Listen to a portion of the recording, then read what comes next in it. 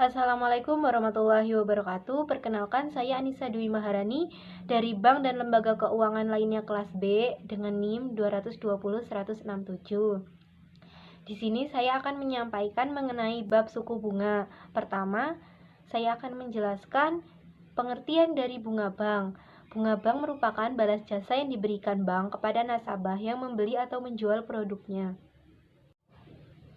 Dalam kegiatan perbankan sehari-hari, ada dua macam bunga yang diberikan kepada nasabahnya. Yang pertama, bunga pinjaman dan bunga simpanan. Bunga simpanan sendiri yaitu bunga yang diberikan sebagai balas jasa kepada nasabah yang telah menyimpan uangnya di bank. Atau dengan kata lain, biaya yang harus dikeluarkan bank kepada nasabah.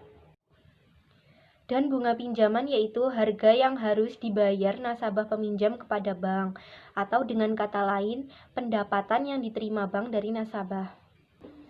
Yang kedua, ada faktor-faktor yang memengaruhi suku bunga. Yang pertama yaitu kebijaksanaan pemerintah. Bunga simpanan atau bunga pinjaman kita tidak boleh melebihi bunga yang telah ditetapkan pemerintah.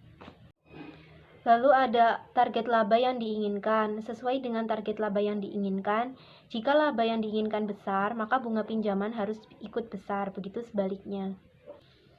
Yang ketiga ada jangka waktu. Semakin lama jangka waktu pinjaman, maka bunganya akan semakin tinggi.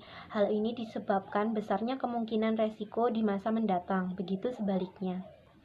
Yang keempat, ada kualitas jaminan. Kelima, ada reputasi perusahaan. Keenam, ada hubungan baik.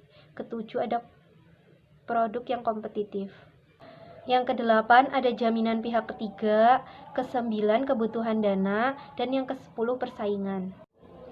Lalu ada komponen-komponen dalam menentukan bunga kredit. Yang pertama, total biaya dana atau cost of fund merupakan total bunga yang dikeluarkan oleh bank untuk memperoleh simpanan, baik dalam bentuk giro, tabungan, maupun deposito. Yang kedua ada biaya operasi. Dalam melakukan setiap kegiatan, setiap bank memerlukan sarana dan prasarana, baik berupa manusia maupun alat yang disebut biaya operasi. Contohnya, biaya gaji pegawai, biaya pemeliharaan, dan lain-lain. Yang ketiga, ada cadangan resiko kredit macet. Setiap kredit yang diberikan pasti mengandung suatu resiko tidak terbayar.